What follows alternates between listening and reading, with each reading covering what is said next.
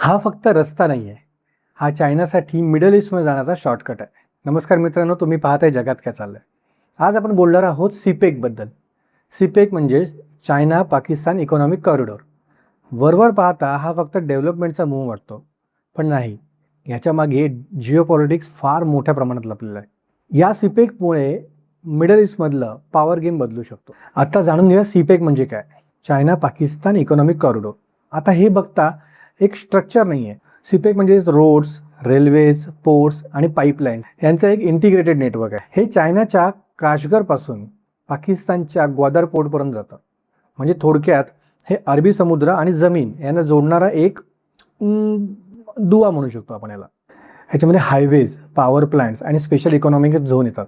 म्हणजे ही फक्त एक ट्रान्सपोर्ट नाही, तर पूर्णपणे एक इकॉनॉमिक सिस्टीम बनवण्याचा चायनाचा प्रयत्न आहे. तर हा चायनासाठी का महत्त्वाचा आहे ते पाहून घेऊया. सीपेकमुळे काय होणार आहे की मलाक्का डायलेमा आहे एक चायनाचा, की मलाक्कामधून चायनाचं बरेचसं ऑइल आणि ट्रेड वगैरे चालू असतं.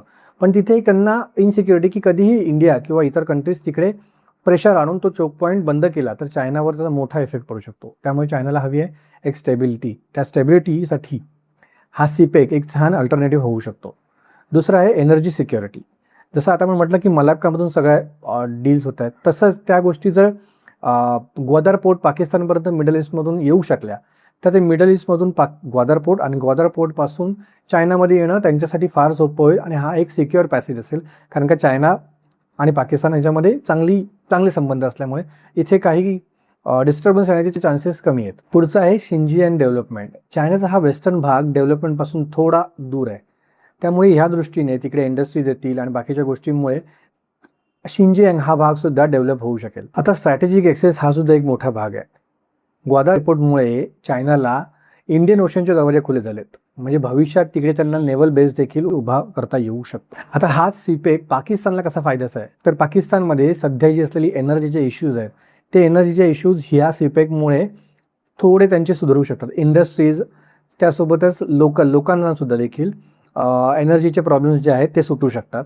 पण त्यासोबतच एक डेप्ट कन्सर्न पाकिस्तानच्या डोक्यावर घोंगाळतोय. कसं? कारण का चायना जेव्हा एखादी गोष्ट लोनवर देते, आपण याच्यापूर्वीच्या रीलमध्ये देखील बघितलंय की चायना डेप्ट ट्रॅपमध्ये कसं फसवतं. हे सर्व प्रोजेक्ट लोन्सवर आहेत आणि लोन जर वेळेवर रिपे नाही झाले तर पाकिस्तानची डिपेंडन्सी डायरेक्टली चायनावर वाढते आणि हे भविष्यात पाकिस्तानसाठी खूप धोक्याचं होऊ शकतं. आता हा सीपेक POK मधून जातो, म्हणजेच पाकिस्तान ऑक्युपाईड काश्मीरमधून, आणि तिथेच भारताला धोका संभवतो. म्हणून भारत सर्रास याला विरोध करताना दिसतोय. चायना आणि पाकिस्तानचा अलायन्स आधीपासून स्ट्रॉंग आहे. ह्या सीपेकमुळे ते अजून स्ट्रॉंग होऊ शकतं आणि साऊथ एशियामध्ये जे पॉवर गेम आहे तो पूर्णपणे बदलू शकतो आणि भारताला त्याचा फार मोठा धोका होऊ शकतो. आता आपण बघूया याचा जिओपॉलिटिकल अँगल काय आहे ते. आता याच्यामध्ये ग्लोबल इश्यूज असे आहेत की चायनाचा इंडियन ओशनमध्ये ग्वादर पोर्टवर ते आल्यामुळे त्यांचा प्रेझेन्स तिकडे वाढेल आणि नेव्हल बेस जर बनला तर कॉन्फ्लिक्ट्स तिकडे जास्त वाढू शकतील. सीपेक हा त्यांचा BRIचा म्हणजे बेल्ट अँड रोड्स इनिशिएटिव्हचा महत्त्वाचा फ्लॅगशिप प्रोजेक्ट आहे. म्हणजे हा रिजनल आहे, हा ग्लोबल इन्फ्लुएन्स बनू शकतो. काही एक्सपर्ट्स या पाकिस्तानच्या मूवमध्ये फॉर्ममध्ये पण आहे, जसं की एक कंट्री आहे त्याला डेव्हलपमेंट करायची तर इन्व्हेस्टमेंट लागणारच. काही लोकांचं असं म्हणणं आहे की चायनाचा हा परत एक डेप्ट ट्रॅप आहे, ज्याच्यामध्ये ते पाकिस्तानला फसवू पाहतात.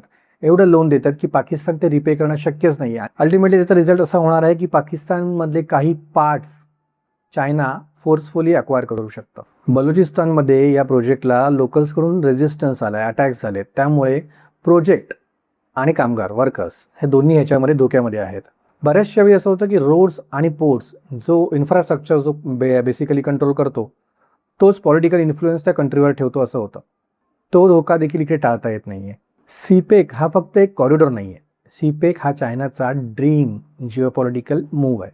आणि प्रश्न असा आहे की सीपेक ही डेव्हलपमेंट आहे की स्ट्रॅटेजिक कंट्रोल घेण्यासाठी एक खेळलेली चाल आहे. चॅनलला सबस्क्राईब करा, फॉलो करा आणि तुमच्या मित्रांसोबत देखील शेअर करा आणि तुमचं मत कमेंटमध्ये सांगायला विसरू नका. आणि पाहत राहा जगात काय चाललंय.